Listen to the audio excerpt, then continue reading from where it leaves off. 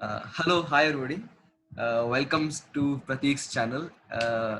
Today, Pratik and I decided to do something new to me at least. So the two of us, since we've traveled so much and we really enjoy history and inscriptions and so on, we'd like to discuss one temple each. And the reason we chose these temples is because of the connection that they have with each other. It's a really fascinating love-hate story. So there is so much hate and there is so much attraction, love, and there is so much connection between the two. And so I'll be speaking about the temple called Virupaksha at Pattadakkal, which is in northern Karnataka, and Pratik will be talking about the Pallava temple at Kanchi called Kailasanatha. And I think we'll discuss a little about the history of the dynasties, the area, the region, and then finally a little about some of the inscriptions, because that's where we really know about the motives of the kings who built these temples. So off to Pratik. So yeah, hi Revanth. I mean, this really wonderful that we're connecting. I mean, we're looking at two enemies with so much love. I guess you know. Yeah. Yeah. So yeah, yeah. Speaking about two arch rivals, here are two friends speaking about two arch rivals. So that That's itself yeah, is yeah. it's really nice. Yeah. So yeah, I mean, to borrow the words of Chalukya themselves, they call their relationship Yeah. with Pallavas as Prakruti Amitra. So they're like by nature they're enemies. So it's like as if Yeah, nature ordained them to be enemies yeah, forever. So, yeah, but then the mutual adoration that they've had towards art is something that's very beautiful, and that's something to learn, I guess. I mean, we'll be talking about this one inscription in Kailasanatha that is in Hale Kannada, inscribed by the Chalukyas. So, right. which tells us about their adoration to Pallava art, if not for Pallava clan. So, Hmm. yeah. So we'll get into what we intend to discuss. Sure. So I'll share the slide now. Yeah.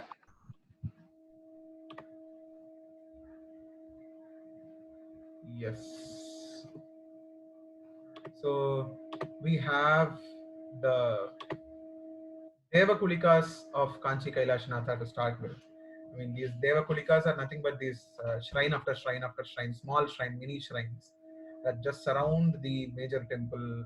It's also called as Padma Malika sometimes in architecture. So yeah, so it's just a magnificent sight. I mean, to be inside Kailasanatha itself it humbles you down. That you are nothing. It just the grandeur just grasps you, I guess. So I mean, with that grandeur is what we'll have to start talking about Kailashanatha whenever we proceed on to. I mean, even before the history or the inscription or whatever, the deity, anything, just that magnificence hits you. That's the thing that you get. So about the landscape of that temple it's this. So Pattadakkal also seems very fascinating, but in a very different level. Over to you.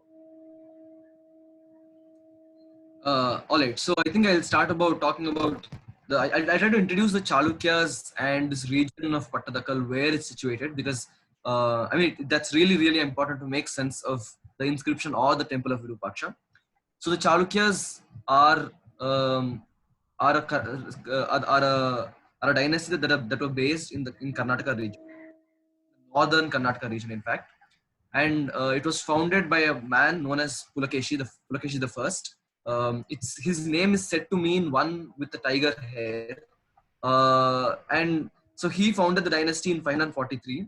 And we don't really know much from his reign. But we also know we just know that he called himself Satyashraya, and we ate the foundation of Chalukyas from the time Badami, the Chalukyas, was captured. And this is a view that I clicked from one of the locations on Badami Hill. So it's a hill region, and there's this lake called Lake Agastya, and and the Chalukyas began as feudatories to one of the Karnataka dynasties known as Kadambas, and eventually they outshone the Kadambas in a big way, and their empire by the end stretched in their peak, let's say around mid 8th century, stretched all the way from northern Karnataka, which, and by the way, Badami is in the Bagalkot district of North Karnataka. From all the way from there till let's say almost Pradesh, Tamil Nadu border of today, and they even touch the coast, east coast, that is the Godavari district of Andhra Pradesh, and they went on to capture parts of Maharashtra as well. And they usually compared with the Vakatakas, who ruled a region slightly to the north, the Chalukya realm. Um, so that was the extent that the Chalukyas reached. And so I mean, I think the most famous king, of course, among the Chalukyas was Pulakeshi II, who is very known for this very, very famous feat, which is that of defeating Harshavardhana when he came when he came on a conquest to the south. And that was the time also when Yuan Sang visited Karnataka region. And in Pulakeshi's time, in fact, the Badami Chalukyas dynasty split to give way for the Vengi Chalukyas, who would go on to rule almost till the 12th century. And at one point there was a single person occupied the Chola as well as Vengi Chalukya throne. So that's the stretch of the Vengi Chalukyas. So Pulakeshi placed his brother as the king of Vengi, and the Chalukyas, the capital is Badami, but there are at least let's say two major other sites that we're talking about. One is Aihole, the other is Pattadakkal. Pattadakkal is what what's the folk today. And between the two, there's also really, really small village called Mahakuta. And the way I see it is that Badami is to Kanchi is as Aihole is to Mahabalipuram. So Aihole is the experimental center. That's where if you go to Aihole Hill, if you look down, there are just hundreds of small, really, really small shrines. So that's where I think that's where the guild, like even during the Cholas time, there is this Aihole guild who used to sculpt temples. So Aihole is a guild town, while Pattadakkal is again a royal center. So I think I'll return to Pattadakkal once we come to that point. And I think the last thing that's worth mentioning is that the Chalukya Chalukya dynasty is based on this riverine delta of two tributaries of Krishna, which are Malaprabha and Kataprabha. And incidentally, the site that I'll be talking about, which is Pattadakkal, is situated on the very, very bank of Malaprabha. In fact, the temple I'm talking about literally looks at, because when you look at it from the temple, you can see the Malaprabha river right there. So I think that's a decent introduction for Chalukyas. And there's one last thing I want to say, which is that 543 is when the dynasty, that's when Badami was captured, and 643 is when there is an important event, and I think Pratik can talk better about that, which is when Chalukyas, when Badami was reached by the Pallavas. So yeah, Pratik.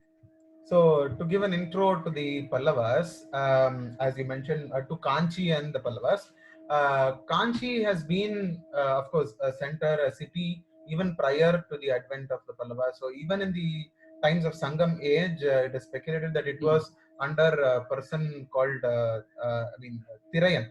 So Ilam Thirayan. And there was a lake called Thirayan Eri.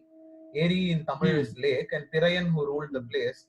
So from then on, it was under the, and it is speculated that this fellow was under the Cholas. So under this Sangam Cholas. So yeah. So it is the lake is still existing. The name is Tenneri today. It was Thirayaneri back then. So that's still there. But we do not know, of course, we do not know much about all of this. There's just hearsay. And then what really coming to the Pallavas. So they were. There are multiple theories. So, but then now there is acceptance among scholars of one theory. But to discuss some of these discarded theories, one would be say that because the script that they used, Grantha, Pallava Grantha, was used so much in the Southeast Asian countries like Indonesia, Khmer, Cambodia, and Laos, and all of that. And even prior to what we get here, say the 7th century, even prior to that, we get there. So some scholars believe that these people were not even Indian; they came from there and then started ruling places of Kanchi. That is one school. And then there was another school which believed that they were they are not even Indian; they are Pahlavas, the Indo-Persian people, Pahlavi. And the name the Parthians are called Pahlavas. Yeah, the Parthians. So the Pahlavas, the name changed into Pallavas, and they adopted a very, very Vedic lifestyle, and then they separated and they came south, and then they started this Pallava dynasty. That is one theory that was based on just a headgear in Vaikuntha Perumal temple, where the headgear looks like an elephant. So they said this is only found in Pahlava style, and therefore these fellows must also be Pahlavas and stuff like that. But then there are so many other theories as well. So all of these are kind of not accepted today. They're all, with not much material evidence. What can be said is, what is generally accepted is that the Pallavas were feudatories of the Shatavahanas, like along with the Ikshvakus, and the Pallavas were also kind of feudatories. So then Ikshvakus came up, and then when they were subdued, these Pallavas kind of established themselves independently in the South Andhra region. When the Shatavahana hold left sway, and then that included Kanchipuram also, because north of Tamil Nadu also. So that is when we get, because the earliest copper plates of the Pallavas, be it the Charudevi plates or be it the Herhadagalli plates and all of this, is in Prakrit. And there are so many mentions about villages in Andhra, but it is said that they are issued from Kanchipuram. So even as early as 4th, 5th century, they are occupying Kanchipuram, and these copper plates are being issued from Kanchipuram, although we do not have much data about how their rule was, what happened, etc., except for these limited information from these copper plates. So from then on, even 4th, 5th centuries, we can say that Kanchi was very much part of the Pallava territory. So Kanchi was very important to them. And then we also find architectural material in Andhra also, like Undavalli and Bhairavakona, etc., are attributed to Simha Vishnu by some scholars. That's the founder of Pallava. Yeah. So it is attributed to Simha Vishnu by some scholars, especially Bhairavakona. So Simha Vishnu is also eulogized by Mahendra Varma. Mahendra Varma makes Kanchi as the epicenter of Pallava, and he commences so many building activities. We don't have any constructed temples from his reign, but we do have a lot of cave temples that he does. And that's when the Pallava territory kind of, goes expanding right from his monuments, his temples we find from near Chennai, from this area of northmost Tamil Nadu, Chennai, all the way to Trichy, to the banks of Kaveri. So he goes, this whole north part of half of Tamil Nadu is under Mahendra Varma. So he again is very poetic. He goes up to Kaveri and he says, Kaveri Nayanabhirama Salila Marama Maladharam. Is Shiva going to Sashanka, Giri Kanyaka? Parvati is having a doubt whether Shiva is, going to leave Himalayas and come here near Kaveri, because she asks Nadi Priya, because Shiva is also Nadi Priya, he likes Ganga. Is he going to start liking Kaveri also? And that's not possible, because Pallava is already ruling here. Yeah. So that's a very poetic inscription that he writes, Mahendra writes. Coming next to Mahendra, of course, there's this Narasimha, who is perhaps when we enter into the Mahamalla. So Mahamallipuram and Mahamallapuram and Narasimha and all of that. So this fellow Narasimha is who is known as Vatapi Konda. He goes to Vatapi, and this is in early 7th century. He goes to Vatapi, Badami, and that is the time when Pulakeshi II was ruling there, and he destroys Vatapi, and that's when he assumes the title of Vatapi Konda. He got into his fold Vatapi. So he inscribes in Badami also. His inscription is found in Badami.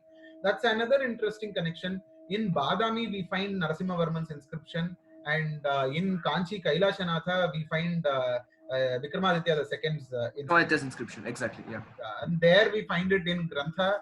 Here we find it in Hale Kannada. In Hale Kannada, yes. Yes. So that's another interesting connection. But this feat of Narasimha Varman going and capturing, or at least destroying, if not capturing, Badami, is celebrated by so many grants, so many copper plates. Udayendram copper plate, Puram copper plate, Kasakudi copper plate. All of these copper plates, of course, there is a lot of exaggeration and all of that, but they celebrate this victory as something, that's like how Agastya just drank up everything. He just took Vatapi. Like Vatapi, the Asura, was subdued by Agastya.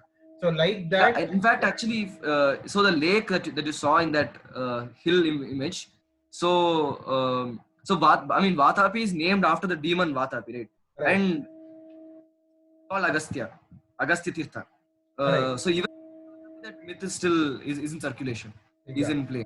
So same thing. This Narasimhavarman also uses it as a metaphor, saying, like how Vatapi was subdued by Agastya, like that. This Vatapi, the city, was also subdued by Agastya, who is the disguise of Narasimhavarma, Pallava, and all of them. Right. So